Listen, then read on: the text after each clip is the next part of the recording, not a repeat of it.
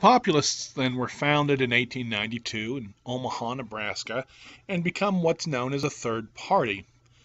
Beginning, of course, in 1860, as you recall, the United States goes to a two-party system. The Democrats, previously known as the Democratic Republicans, had been around since the time of Thomas Jefferson. In 1856, the Republican Party is founded with John C. Fremont as their major candidate for the presidency, and then, of course, Abraham Lincoln in 1860. So then, since 1856, the United States has been a two-party system, and we generally refer to any other major party as a third party. So the populists were a third party. Populists represented ongoing discontent and anger at the traditional forces they believed were against them: bankers, financiers, grain processors, and of course railroads. Mary Elizabeth Lee's a famous populist leader, becomes prominent for saying Kansas had better stop raising corn and begin raising hell. That is, she believed that it was time for the populists to take strong stances and to take strong political stances. Here in the background you see eventual populist candidate for president William Jennings Bryan from 1896 standing with a cross of gold representing the gold standard and how it was crucifying or killing farmers. And we'll come back to that, but let's again look at the things that caused populists the greatest difficulty. 1. A long-term decline in commodity prices. That is, the prices that farmers were receiving for corn, wheat, beans, and other products was in a continual state of decline. Additionally, farmers had no competitive power to deal with bankers, food processors, railroads, grain elevator operators, and others, and the increasing turbulence associated with regional and world markets. Farmers' own successes eventually hurt them. Increased production due to more land being plowed, better technology caused overproduction, thus with demand staying practically the same, and a dramatic increase in supply, then prices went down. And again, commodity prices going down hurt farmers terribly. Farmers also had prices over which they had no effect. For example, railroad prices. Here's a simple deed from the Reading Railroad from a traditional Monopoly game, and it really gives you the idea. If you own one railroad company, you can only charge people $25 when they land on it. But if you own two, $50 each time they land on it. The same event, you just get to double the price. Indeed, if you own all four, you can charge them $200, or basically you can charge them whatever you darn well please. That is essentially what railroads could do to farmers in the late 19th century. Farmers saw railroads as villains.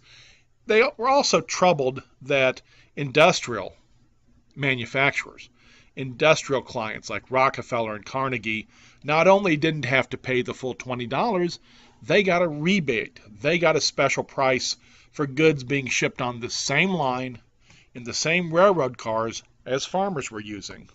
The Populist Party then has a number of specific issues that they want to have addressed so that farmers will have more political power, so that they'll have more influence over market forces, and so that they will make more money.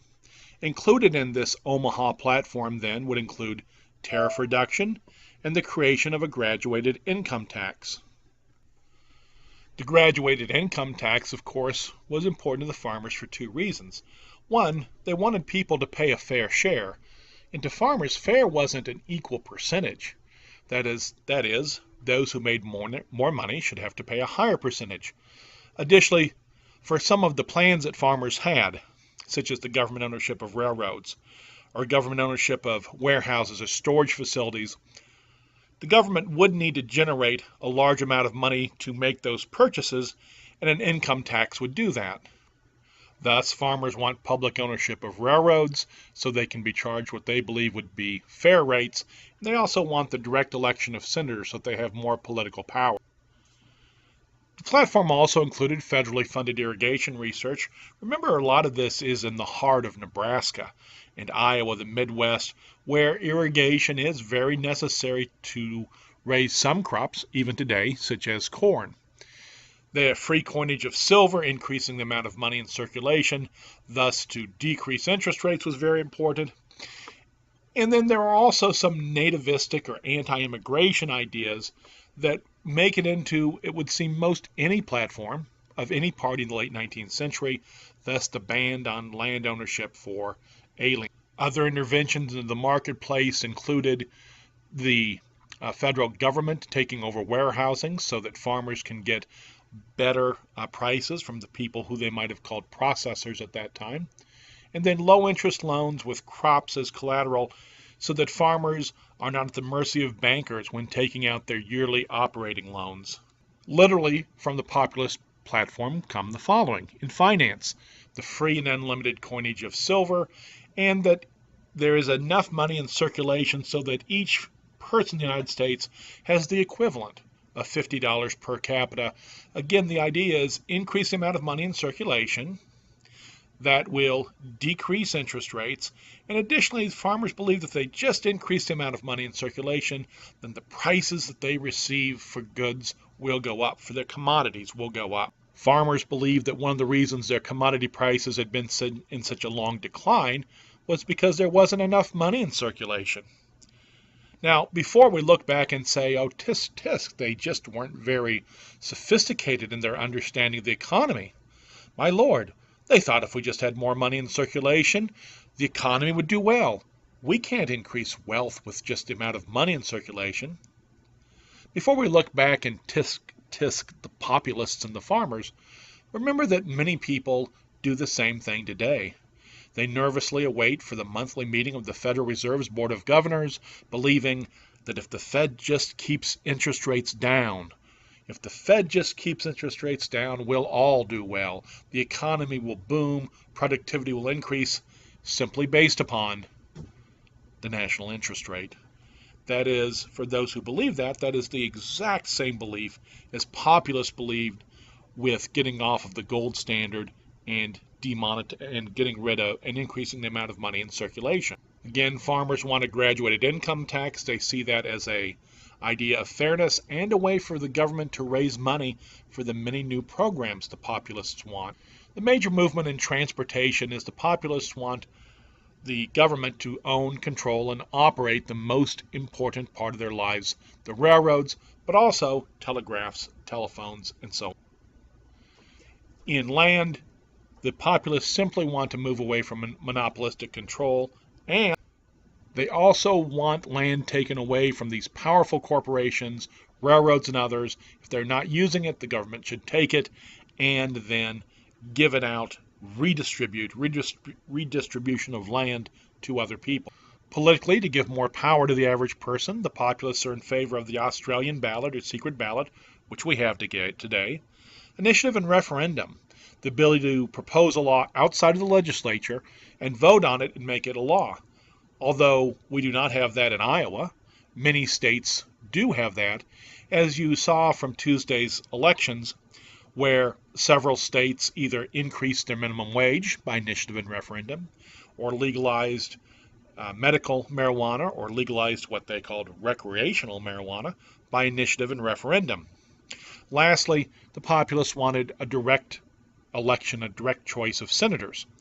At that time, since the founding of the Republic, senators had been chosen by members of each state's legislature. The populists wanted the people to have control, the people to have more voice, and they proposed a direct election of senators. All of these things eventually come true, though not during the time period of the populists. We'll have to wait until the first couple decades of the 20th century during the progressive era. You can see with their first foray into politics, the progressives do not do very well. James Weaver, the candidate for president, wins the Green States, with the Democrat Grover Cleveland winning a very large vote. However, the populists do get about 9% of the popular vote, which historically for third parties is quite high. Making the populists, however, in 1893 More popular is a terrible financial panic. Railroads file for bankruptcies, banks collapse, the stock market uh, crashes, European investors pull out of stocks, and farmers are hurt by all of the above. By 1896, the populists decide to throw in with the Democrats, and they each have the same candidate for president, William Jennings Bryan. And in this campaign poster, this is actually from 1900, but his 1896 campaign would have been the same. No cross of gold, that is, no gold standard. No special privileges to the wealthy, to financiers, to corporations. Equal rights to all. Bryan's most famous speech as a Democratic populist candidate for president was about getting rid of the gold standard. In it, he compared the gold standard to the crucifixion of Christ, saying that as sure as Christ was crucified on a cross, so too were farmers, were the working interests of the country being crucified upon a cross of gold. Here he is, firmly footed on the Bible, with a cross of gold and a crown of thorns. In his bag he has the platform and planks of the Populist Party, which can help that. In the back you see the country, the buildings lay in ruins, but you have another working man, perhaps a farmer, perhaps another just working man, cheering him on. Short excerpts from the speech then show exactly what Bryan portrayed in his cross of gold speech. He says, "It is for these that we speak. We do not come as aggressors. Our war is not a war of conquest. We are fighting in the defense of our homes, our families, and our posterity.